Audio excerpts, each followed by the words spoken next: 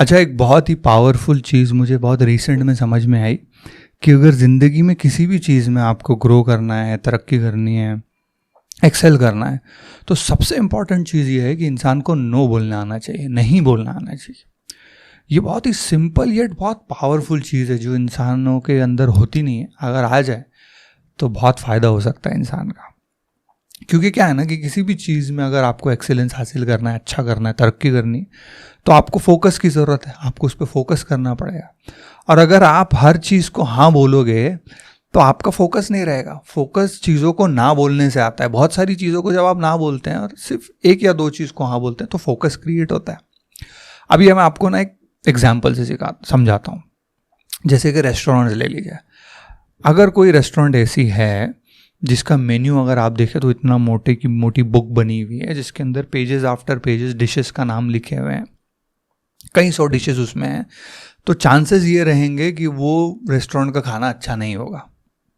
और अगर कोई रेस्टोरेंट ऐसी होगी जो एक या दो तीन चीज़ें ही बेचती है ना, तो मोस्ट लाइकली ये होगा कि वो रेस्टोरेंट ज़्यादा सक्सेसफुल और ज़्यादा अच्छा खाना होगा उस रेस्टोरेंट का। अगर आप थोड़ा सा ऑब्जर्व करोगे कि ये भी जितनी भी बड़ी चेन्स ऑफ रेस्टोरेंट्स हैं, जो अमेरिकन चेन्स भी है, जो अब इंडिया में भी क्रिएट हो रही है, उनकी सबसे इम्पॉर्टेंट बात ये रहेगी, आपको दिखेगी कि उनका मेन्यू बहुत लिमिटेड होता है। अगर वो बर्गर बेच रहे हैं तो सिर्फ बर्गर बेच रहे हैं, अगर वो बिरयानी बेच रहे हैं तो सिर्फ बिरयानी बेच रहे हैं, और वो अपने मेन्यू के अंदर लिमिटेड आइटम्स रख के फिर उसको अलग तरीके से कॉम्बोज वॉम्बोज बना करके बेचते हैं।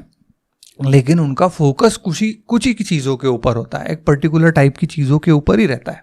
और ऑन दी अदर हैंड अगर आप देखो एक कोई मीडियोकर टाइप की जो रेस्टोरेंट है जिनका मेन्यू इतना मोटा रहता है, कई 100 उसके पास स्टार्टर है, कई 100 मेन कोर्सेज है, वो कोल्हापुरी भी बेच रहा है, वो मुगलाई भी बेच रहा है, वो गोवन करी भी बेच रहा है, वो चाइनीज़ भी बेच रहा है, फालूदा भी बेच रहा है, हरीज भी बेच रहा है ना, बिरयानी भी बेच रहा है, दुनिया की हर चीज़ उसके मेन्यू में लिखी हुई है। तो आपको क्या लगता है उसने अपनी एक एक डिश के पीछे कितना अटेंशन टू डिटेल दिया होगा, कितना ध्यान उसके ऊपर रखा होगा? क्या वो ऑथेंटिक एक्सपीरियंस वो हर किसी डिश का लोगों को सर्व कर सकता है? एक छोटे से किचन से क्या वो हर टाइप के कुजीन का ऑथेंटिक एक्सपीरियंस निकाल सकता है? क्या पॉसिबल ही नहीं है।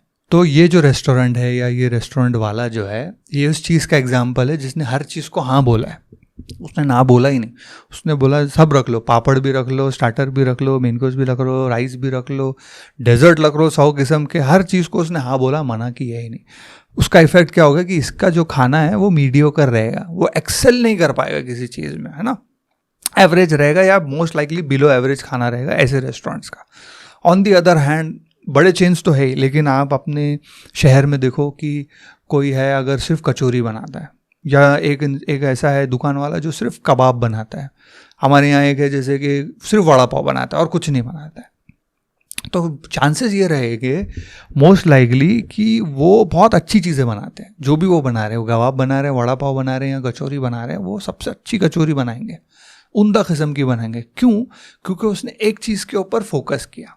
वो सुबह से उठ के शाम तक सिर्फ एक ही चीज़ कर रहा है, वो कचौरी बना रहा है, और उसके अंदर अगर थोड़ी सी भी अक्ल होगी वो इंसान के अंदर, तो वो उस चीज़ में धीरे धीरे मास्टरी हासिल करेगा, उसमें इम्प्रूवमेंट्स भी करेगा और उसका हाथ भी बैठा होगा, और हर बार हर दिन वो एक अच्छा वड़ा पाव, अच्छे टाइप का कबाब बनाता ही चला जाएगा, क्योंकि उसके पास फोकस है। उसने ज़्यादातर चीज़ों को ना बोला दुनिया में जितनी चीज़ें, और सिर्फ एक चीज़ को हाँ बोला, वो उसकी जो चीज़ है, जो उसका कबाब है।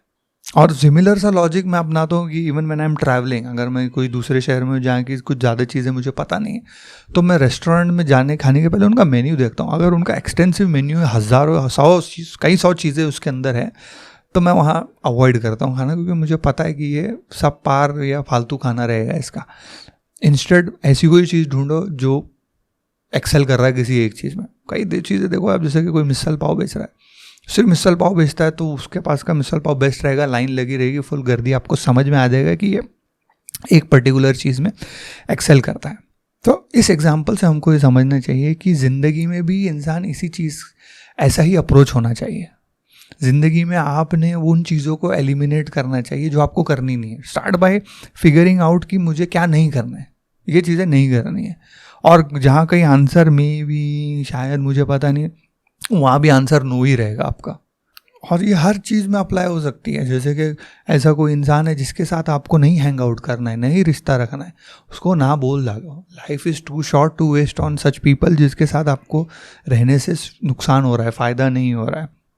ज़िंदगी में अगर आपको कुछ बदलाव लाने हैं तो स्टार्ट बाय आइडेंटिफाइंग थिंग्स जो आपको नहीं करनी, और उनको ना बोलो।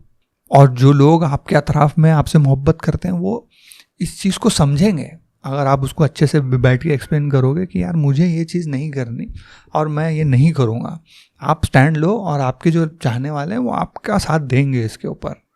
कई सारे लोग हैं दुनिया में ऐसे जो एक अनफुलफिलिंग बोरिंग सी जॉब के अंदर फंसे हुए हैं जस्ट बिकॉज उन्होंने जो भी चीज़ उनके तरफ आई उसको हाँ बोल दिया। जो सबसे पहले आए, the first thing they came across, उसको उन्होंने हाँ बोल दिया, इसलिए आज वो फंसे हुए हैं। क्योंकि हम ना बोलने में टाइम वेस्ट नहीं करना चाहते। ऐसा हमको लगता है कि हम बिगड़ गए या हम इसराफ कर रहे हैं या हम, है ना, हम रिसोर्सेज को लात मार रहे हैं, नाशुक्रापना कर रहे हैं, ऐसा हमको लगता है। लेकिन नहीं, बोलना बहुत ज़रूरी है।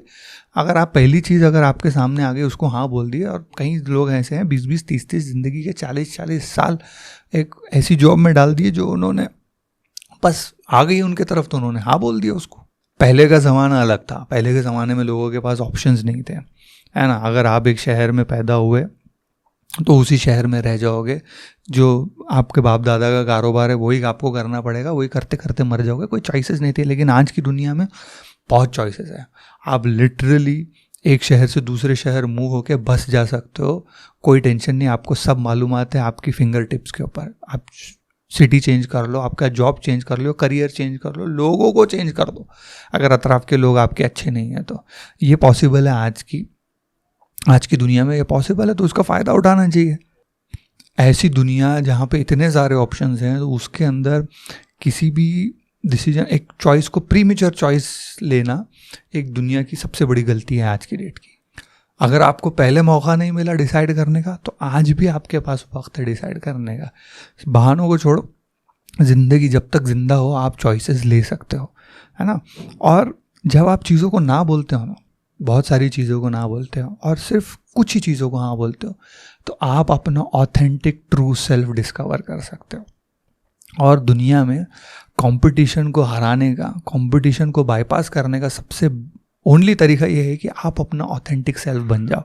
आप अपना ऑथेंटिक सेल्फ बनने में आपका कोई कंपटीशन ही नहीं है। कोई आपसे अच्छा आप बन ही नहीं सकता है, कोई कंपटीशन ही नहीं है आपको। और आपका ऑथेंटिक सेल्फ आपको तभी मिलेगा जब आप चीज़ों को ना बोलोगे।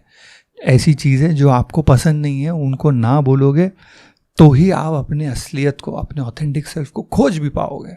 वो नवल रविकांत की एक सेइंग है जो उसने कहा है, जो बहुत ही पावरफुल है। हमेशा मैं यंग बच्चों को जो भी मुझे मिलता है कि क्या करना है वो डिसाइड करना चाहता है, या फिर कोई ओल्ड भी है जो स्विच करना चाहता है करियर को, तो मैं उसको यही मशवरा देता हूँ जो मुझे बहुत पावरफुल लगता है कि ऐसा काम करो which feels like do something which feels like play to you and looks like work to others.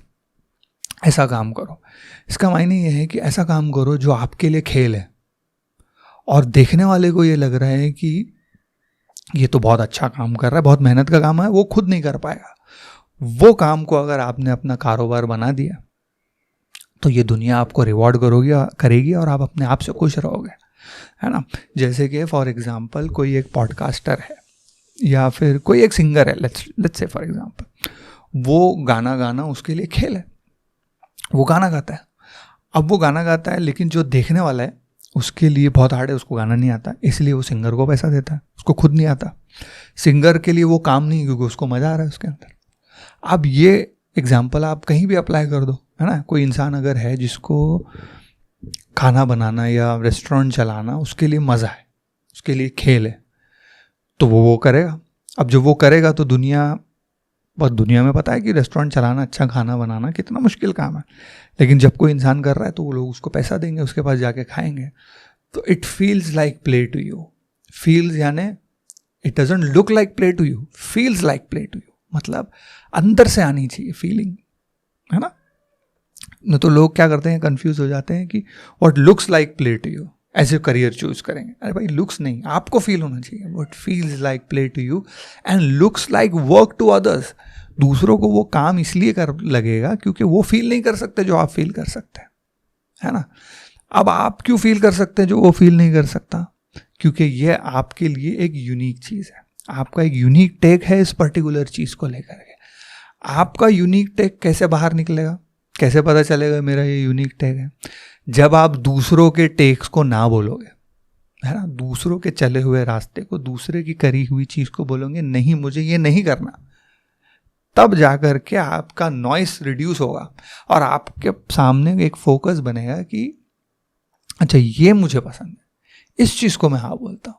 तो वो चीज़ क्लोजेस्ट रहेगी आपके ऑथेंटिक सेल्फ से। तो इतना क्रिटिकल है ज़िंदगी में ना बोलना, ये किसी ने हमको सिखाया ही नहीं है। ना बोलो। अगर किसी के दावत में नहीं जाना, वहाँ जहाँ आपका वेस्ट ऑफ टाइम होगा, आप वो टाइम को अपने किसी काम में लगा सकते हैं, तो ना बोलो। किसी इंसान के साथ आपको रहना पसंद नहीं है, उसके एडवर्स इफेक्ट्स आपकी ज़िंदगी पे हो रहे हैं, उसको ना बोलो। किसी जॉब के वजह से आप खुश नहीं हो, फ्रस्ट्रेटेड हो, घर में आके घर वालों को भी फ्रस्ट्रेट करो, उसको ना बोलो। शहर पसंद नहीं है, एक शहर में बहुत टॉक्सिक लोग हैं, ग्रोथ नहीं होने देते, एक दूसरे की बिचिंग करते हैं, एक दूसरे को पीछे खींचते हैं, शहर बदल करो, शहर को ना बोलो। हर चीज़ को आप ना बोल सकते हो। पहले इस पावर को हार्नेस करने की हमें बहुत कोशिश करो, क्योंकि हमारी वायरिंग वैसी नहीं हुई है। हम अपने आप को इम्पोर्टेंस नहीं देते, हम दूसरों को इम्पोर्टेंस, हमको लगता है हम ऑब्लिगेटेड हैं कि हाँ बोलने के, हाँ भाई हमारी दावत में हाँ भाई आ जाएंगे, आपको पसंद नहीं फिर भी आप जा रहे हैं, क्यों? क्योंकि सोसाइटी की वायरिंग आपकी ऐसी है ना। पहली बार जब आप ना बोलना शुरू करोगे बहुत अनकंफर्टेबल लगेगा, ऐसा लगेगा कि यार मैं सेल्फिश तो नहीं हो रहा हूँ, लेकिन वो आपको करना पड़ेगा। वो करोगे तो ही असली फ्रीडम है। ना बोलने में तो असली फ्रीडम है, हर चीज़ को हाँ बोल दिया तो आप फ्री थोड़ी ना हो। तो ये चीज़ जो है ना मुझे बहुत रिसेंट में समझ में है कि बिजनेस में भी कि किस चीज़ को आप मना करते हो, आपका डेफिनेशन बनता है आपका बिजनेस मॉडल का कि भाई मैं ये नहीं करूँगा, मैं वो नहीं करूँगा, है ना, मुझे उसमें नहीं जाना है। दुनिया के हर फीचर्स अगर कोई ऐप वाला करने बैठे तो वो खुश थोड़ी होगा, वो सक्सेसफुल नहीं होगा। ट्विटर की अपनी स्ट्रेंथ है, फेसबुक की अपनी स्ट्रेंथ है, इंस्टाग्राम की अपनी स्ट्रेंथ है, यूट्यूब की अपनी स्ट्रेंथ है। वो दूसरी चीज़ों को ना बोलते हैं, मुझे ये नहीं करना, तब ये फिगर आउट होता है कि मुझे क्या करना है। इतनी पावरफुल चीज़ है ये ना बोलना, विच बहुत रिसेंट में मैंने इसको आर्टिकुलेट कर पाया हूँ अपने दिमाग के अंदर। सो यू शुड शेयर ये आइडिया दूसरे लोगों के साथ, बहुत हेल्पफुल रहेगा ये लोगों के लिए, स्पेशली वो लोग जो करियर में क्या करना है वो डिसाइड करने की कोशिश कर रहे हैं, उम्र की उस पड़ाव पर हैं कि क्या करना है, और टाइम लेना चाहिए। Take time to decide what you want to do, है ना। 1 साल ले लो, टेक अ गैप ईयर, आपकी पढ़ाई के बीच में डिसाइड करो ट्रूली क्या करना है। जिस चीज़ में आपको ज़िंदगी डालनी है, 30-40 साल ज़िंदगी के मरते दम तक वो काम अगर आपको करना है तो उसको डिसाइड करने के लिए 1-2 साल तो लेने चाहिए। और start by saying no to things, start by ये नहीं करना मेरे को, देन आपका रास्ता जो है वो एकदम क्लियर होने के बहुत ज़्यादा चांसेस है आपके लिए।